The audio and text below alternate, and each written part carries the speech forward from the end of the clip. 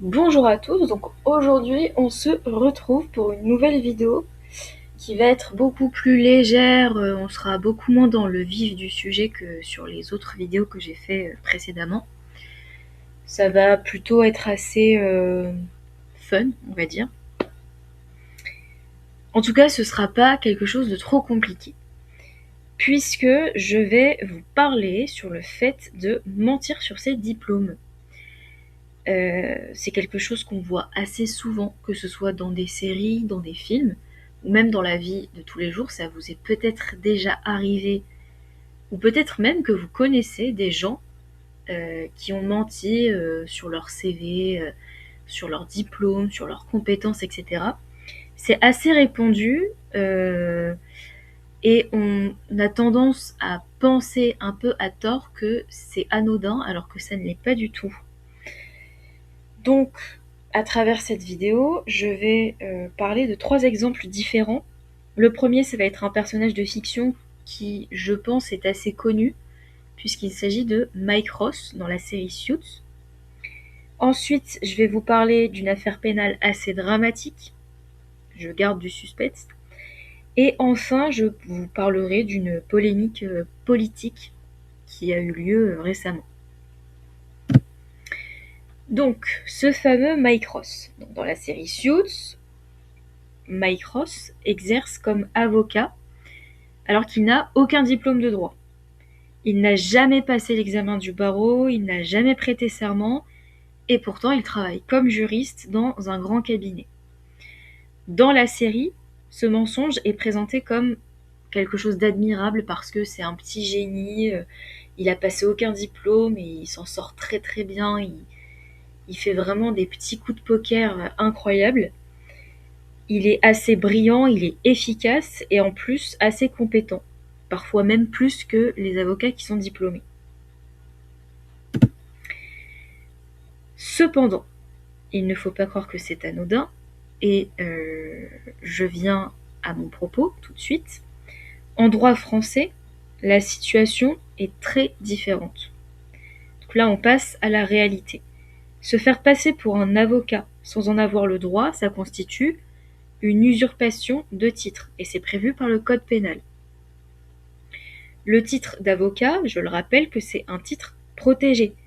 Il est réservé à ceux qui remplissent des conditions strictes. Une licence, un master, l'examen du barreau, etc. Maintenant, vous allez me dire, ok, mais est-ce qu'il y a des sanctions? Oui, bien sûr qu'il y en a. L'usurpation de titre est punie par la loi jusqu'à 1 an de prison et 15 000 € d'amende. Et surtout, évidemment, exercer concrètement comme avocat sans en avoir le droit, ça constitue une autre infraction qui est l'exercice illégal de la profession d'avocat. En France, si Mike Ross avait été en France, il serait donc pénalement responsable et sans ambiguïté, contrairement à la petite ambiguïté qu'on peut trouver dans la série. Maintenant, on va passer à un cas qui est beaucoup moins fictif puisque celui-ci est réel et surtout plutôt dramatique quand même. Dans la vraie vie, ce type de mensonge sur ses diplômes, ça a existé et ça a eu des conséquences dramatiques. Jean-Claude Roman, c'est le nom d'un monsieur qui s'est fait passer pendant près de 18 ans pour un médecin, alors qu'il n'avait aucun diplôme et qu'il n'exerçait pas réellement la médecine. 18 ans, c'est quand même pas rien, c'est assez long. On parle pas d'une mauvaise blague qui a duré quelques jours. Les enjeux juridiques derrière tout ça, juridiquement, cette situation, en fait, elle relevait de plusieurs infractions. Faux et usage de faux, usurpation de qualité, puisque être médecin, c'est une qualité. Alors, quand je dis qualité, je ne parle pas de qualité défaut. Qualité, c'est un petit peu comme le titre d'avocat. Sauf que médecin, c'est pas un titre, c'est une qualité. Et d'escroquerie. Donc cette affaire, elle montre que le mensonge sur les diplômes, ce n'est pas seulement un mensonge individuel, ça porte quand même une atteinte grave à la confiance sociale, puisque les gens avaient confiance en lui, ces patients avaient confiance en leur médecin, qui finalement n'en est pas un. Les conséquences dramatiques derrière tout ça, c'est que je n'ai pas creusé sur ça. Si vous voulez aller creuser, faites-le. Mais ça peut avoir des conséquences dramatiques. Imaginez, vous êtes malade, vous êtes atteint d'une maladie assez grave, vous allez voir ce médecin qui vous induit en erreur. Je ne vous fais pas un dessin, vous vous doutez bien que la conséquence n'est pas anodine. Bon, maintenant, on va passer à un cas qui a fait une très grosse polémique, qui, pour le coup, est moins grave dans le sens où il n'y a pas l'enjeu d'une vie derrière, mais c'est quand même assez grave étant donné que c'est un personnage politique. Il s'agit de Sébastien Lecornu, vous l'aurez reconnu. Donc le mensonge, ou du moins l'ambiguïté autour des diplômes, se pose aussi dans le champ politique. Il y a eu une polémique médiatique le concernant sur la présentation de son parcours universitaire en droit, et aujourd'hui il est ministre des Armées. Donc vous voyez à quel point un mensonge peut quand même avoir des conséquences dramatiques, et en plus, on parle quand même d'un personnage politique, c'est pas rien, ça pose quand même des questions et ça laisse un petit peu perplexe. Évidemment, il n'a pas eu de condamnation. Donc bon, dans cette affaire, le débat ne portait pas sur l'exercice du coup illégal d'une profession réglementée, mais sur la manière dont un parcours universitaire avait été présenté dans certaines biographies ou communications que Sébastien Lecornu a effectuées. Autrement dit, la question n'était pas est-ce qu'il a exercé une profession sans diplôme, mais plutôt la présentation de ces diplômes était-elle fidèle à la réalité.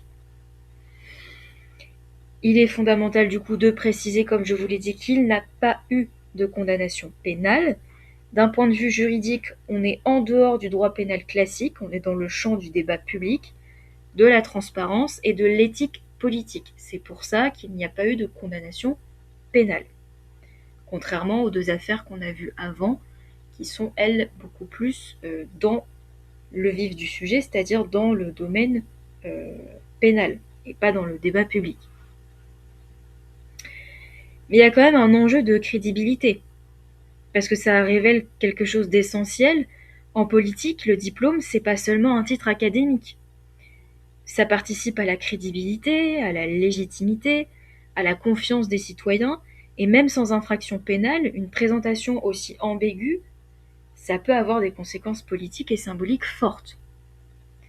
Ça peut engendrer un manque de confiance des citoyens par la suite. Donc, ce n'est pas anodin non plus, même s'il n'y a pas de condamnation. Donc, pour conclure, que ce soit dans une série, dans une affaire criminelle ou dans le débat politique, le point commun est toujours le même. Le diplôme, ça crée de la confiance. Ça crée de la confiance pour celui qui vous embauche, mais aussi pour les gens qui dépendent de vous, des compétences que vous avez acquis. Quand vous vous faites passer pour un médecin, ce sont vos patients. Quand, je sais pas, vous vous faites passer pour un artisan, ce sont vos clients. Un diplôme, c'est pas juste un titre. Il y a vraiment un lien derrière plus profond. Suits, par exemple, transforme le mensonge en une fiction séduisante.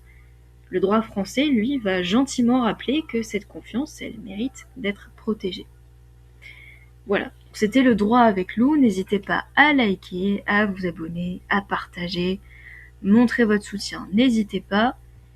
Et quant à moi, je vous dis à bientôt et puis bonne fin de semaine à vous.